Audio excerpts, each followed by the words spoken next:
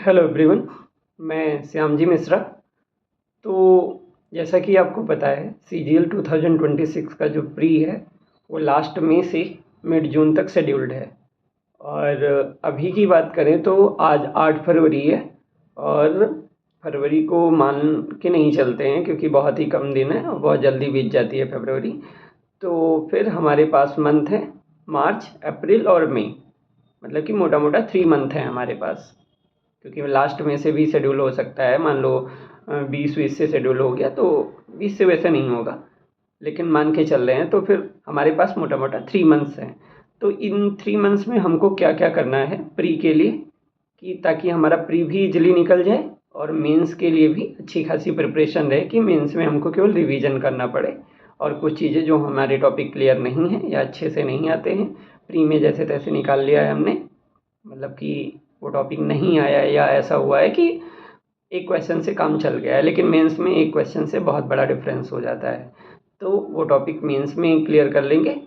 तो अभी के लिए मैं ये बताने वाला हूँ कि अपना बढ़िया से प्रिपरेशन कर लें ताकि हमारा प्री इजीली निकल जाए और मेंस की अच्छी प्रिपरेशन रहे। कुछ ही टॉपिक बचा रहे उसको हम मेंस में कर लेंगे, जैसे कि स्टैट्स हो गया, प्रोबेबिलिटी हो गई, ये सब लास्ट में कर लेंगे मेंस के टाइम। तो बाकी थोड़ा बहुत कर भी लेना ज़्यादा बेटर रहेगा। तो मैं इसमें यही बात करने वाला हूँ कि कैसे हमको अपनी प्रिपरेशन करनी है ताकि हमारा प्री इजीली निकल जाए। तो भाई देखो, अगर पिछले बार का लें तो पिछले बार का जो प्री था सीजीएल प्री 2025 वो कराया था एडीकुटी ने, और मीन्स टीसीएस पैटर्न पे हुआ था। तो उस हिसाब से अगर हम चलें तो फिर अब की बार का भी मे बी प्री एडीकुटी ही कराए और मेंस टीसीएस कराए, या फिर दोनों ईडीकुटी करा सकती है, क्योंकि अब की बार शायद ईडीकुटी के पास लैब्स नहीं थी तो फिर टीसीएस ने कंडक्ट कराया। जो भी हो, देखो टीसीएस और ईडीकुटी में ज़्यादा डिफरेंस नहीं है। डिफरेंस केवल इतना है कि ईडीकुटी का पेपर थोड़ा कंपेरेटिव, मतलब उसके कंपेयर में बात करें तो ईडीकुटी का जो पेपर होता है वो थोड़ा हार्ड होता है। टीसीएस का थोड़ा पेपर इजी इजी की साइड में होता है। क्यों इजी की साइड में होता है? क्योंकि जो ये टीसीएस की इंग्लिश और जो जीके होती है वो इजी होती है कंपेयर टू ईडीकुटी। तो ईडीकुटी का जो पेपर आया था प्री का, वो उसमें मैथ और रीजनिंग तो नॉर्मल थी, टीसीएस से इजी भी थी कह सकते हैं। बाकी इंग्लिश और जो जीके थी वो हार्ड थी उसके कंपेयर में। तो हमको ऐसी प्रिपरेशन करनी है ताकि अगर ईडीकुटी कराता है तब भी कोई हमको दिक्कत ना हो, कि हमारे जीके मतलब हम अंडरस्टैंडिंग डेवलप करेंगे जीके में और इंग्लिश को भी अच्छे से पढ़ेंगे। तो उसके लिए हमको करना क्या है? तो देखो भाई, 3 मंथ्स बहुत ही कम टाइम होता है। अगर अभी आपका फर्स्ट अटैम्प्ट है ये 2026 वाला, या अभी आप सीरियस हुए हो, बाकी 25 वाला ऐसे ही दे दिया था, नहीं निकला प्री, कोई बात नहीं। तो आपको क्या करना चाहिए? आपको तो अभी से, अगर आप अभी स्टार्ट नहीं किए हो तो डेली मॉक दे दो। मतलब डेली मॉक दो, फुल मॉक एक डेली देना ही देना है। बाकी जो सब्जेक्ट आपका वीक हो वो सेक्शनल मॉक देना है उसका। जैसे इंग्लिश वीक जा रही है तो सेक्शनल इंग्लिश का डेली दो, कहीं भी दे सकते हो इंग्लिश का sectional. Text book, olive board और इंग्लिश माध्यम भी अच्छा बनाता है तो कहीं भी दे सकते हो इंग्लिश के लिए।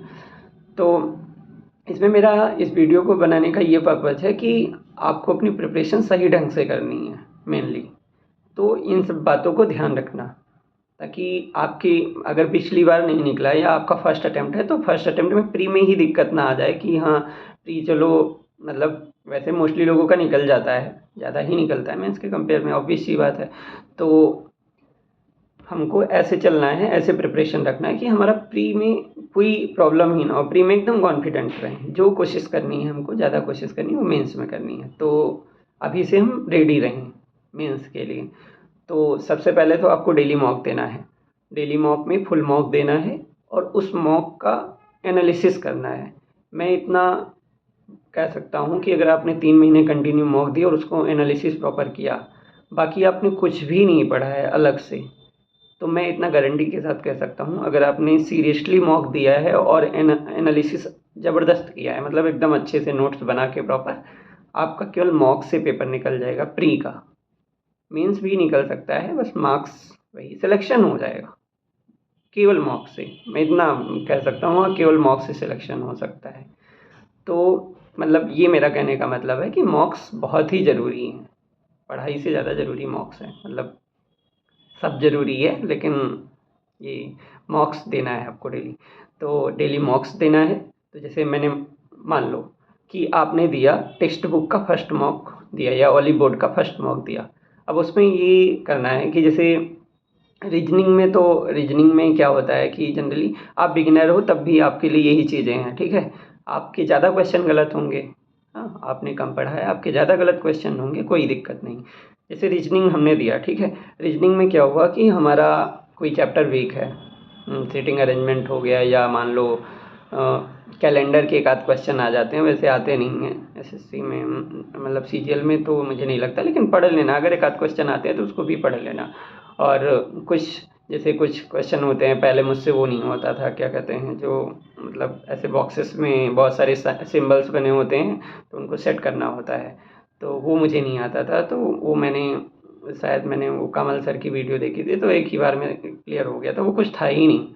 तो कुछ लोगों को वेन डायग्राम में भी दिक्कत होती है, तो फिर वो जो टॉपिक गलत हुआ रीजनिंग में उसको नोट करके और उसको पढ़ लो, बस उसको दोबारा करने की ज़रूरत ही नहीं पड़ेगी, फिर दोबारा मॉक में सही होने लगेंगे, ठीक है। तो रीजनिंग का उतना इशू नहीं है। बाकी वो जो ब्रैकेट में आते हैं नंबर वाले क्वेश्चंस, तो उनको जैसे बहुत लोगों के वीक होते हैं, मेरे भी स्टार्टिंग में वीक थे वो, तो उनके नोट्स, एक मतलब नोट्स बनाना है आपको।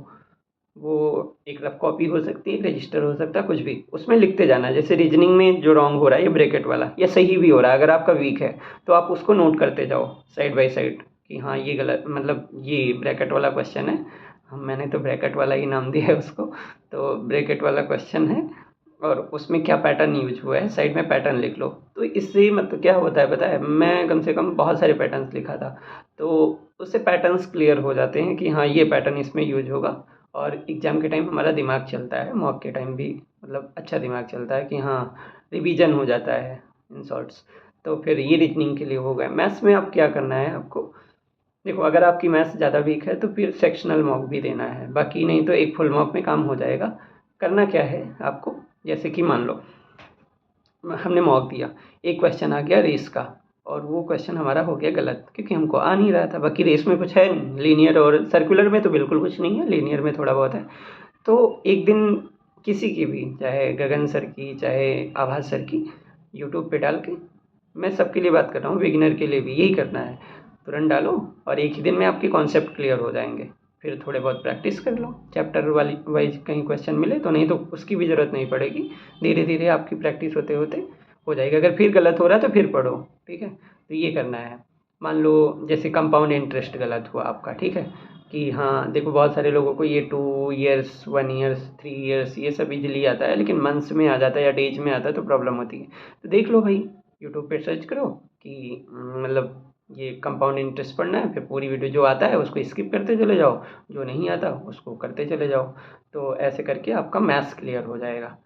इंग्लिश में तो आपको ब्लाइंडली रानी मैम को फॉलो करना है, ठीक है। उनकी वीडियोज़ जो भी आती हैं रोज़ वो देखना है, भले से आती हो ना आती हो, वो देख लेना है अगर आप बिगिनर हो तो। नहीं तो अगर आप मतलब गलती से या कुछ गलती हो गई है, प्री नहीं निकला है और आपकी प्रिपरेशन अच्छी है इंग्लिश की, तो आपको इंग्लिश माध्यम पे इंग्लिश माध्यम मतलब इंग्लिश का सेक्शनल देना ही देना है। इंग्लिश का सेक्शनल दोगे तो आपकी जो कम्प्रीहेंशन या क्लोज टेस्ट पढ़ने की हैबिट है, और जो बहुत सारे इरर के क्वेश्चन प्रैक्टिस हो जाएंगे, तो इससे आपकी इंग्लिश अच्छी हो जाएगी। और उसमें भी जैसे वोकैब नहीं आ रही, इडियम फ्रेज नहीं आ रहे हैं, मतलब सिनोनिम एंटोनिम और इडियम फ्रेज ये सब नए आ रहे हैं, तो उसको नोट कर लेना है। बाकी कभी कभी ऐसा होता है क्लोज टेस्ट में भी कोई चीज़ हमको नहीं आती होती है, तो वो भी नोट कर लेना है। बाकी पैसेज में भी ऐसे ही करना है कि हाँ कुछ जैसे टोन वगैरह पूछ लिया, तो कोई कोई टोन की हमें मीनिंग ही नहीं पता होती है कि इसका मीनिंग क्या है, इसका मतलब क्या है, तो उसको भी नोट कर लेना, हाँ इसका ये मतलब होता है, तो ये इजी रहेगा। बाकी और बचा हमारा जीएस। जीएस में तो आपको क्या करना है, 3 ही महीने बचे हैं हमारे, तो मॉक में जो गलत हो रहा है उसको अच्छे से पढ़ो। अच्छे से क्या मतलब, उसमें कोई डाउट ना रहे। जैसे मान लो हमारा चीफ मिनिस्टर है, ठीक है, चीफ मिनिस्टर का कुछ आर्टिकल टाइप में आया, तो वो गलत हो गया। गवर्नर ले लो, चलो गवर्नर ले लेते हैं। गवर्नर का आर्टिकल आया और वो गलत हो गया, फिर तुरंत हमको कहीं से भी भाई, मैंने तो चैट जीपीटी की भी हेल्प ली है काफ़ी। तो अगर आपके पास बुक या नोट्स है तो बहुत ही अच्छी बात है, फिर उसको उसी टाइम क्लियर कर लो और नोट्स बना लो हो सके तो। बाकी जो मॉक में गलत हो रहे हैं उसके तो नोट्स बनाओ ही। बाकी जैसे आर्टिकल वगैरह हो गया, जैसे कि प्रेसिडेंट वाला आर्टिकल वो परमार सर ने अच्छे से करा रखा है शॉर्ट की से, तो उसको एक बार करोगे तो हो जाता है इजी, मतलब इजीली एकदम याद हो जाता है। तो ऐसे करके आपको एक प्रॉपर नोट्स बना लेना है जो जो गलत हो रहे हैं। तो इससे क्या होगा ना कि देखो परमार सर ने फैक्चुअल पढ़ा रखा है, मतलब अब डीप आने लगी जीके, मतलब इतनी आसान नहीं आती है, तो उस हिसाब से हमको प्रिपरेशन करना है। मतलब खुद से भी मतलब एफर्ट डालने हैं, ये नहीं कि बस हाँ किसी टीचर के भरोसे रहना है। बाकी सारे टीचर अच्छा पढ़ाते हैं, आप किसी को भी फॉलो कर सकते हो। बाकी मेरे हिसाब से परमार सर सही रहेंगे अगर आपको जीके में इंटरेस्ट डेवलप करना है। बाकी और कोई डाउट हो तो कमेंट सेक्शन में मेंशन कर देना, मतलब लिख देना कि हाँ हमको ये डाउट है। बाकी चैनल को सब्सक्राइब कर लेना और बता देना कि मतलब क्या डाउट आ रहा है। भाई डाउट होते हैं, मेरे भी बहुत सारे डाउट्स रहते थे, तो फिर मुझे ऐसी कोई वीडियो नहीं मिलती थी जिसमें मेरा डाउट क्लियर हो जाए, या कभी कभी मिल भी जाती थी, ऐसा नहीं है। तो फिर चैनल को सब्सक्राइब कर लीजिएगा और अपना डाउट मेंशन कर दीजिएगा कि ये डाउट है हमारा, तो मैं उसके रिगार्डिंग भी आपका डाउट क्लियर कर दूंगा। ओके, तो मिलते हैं नेक्स्ट वीडियो में। Thank you.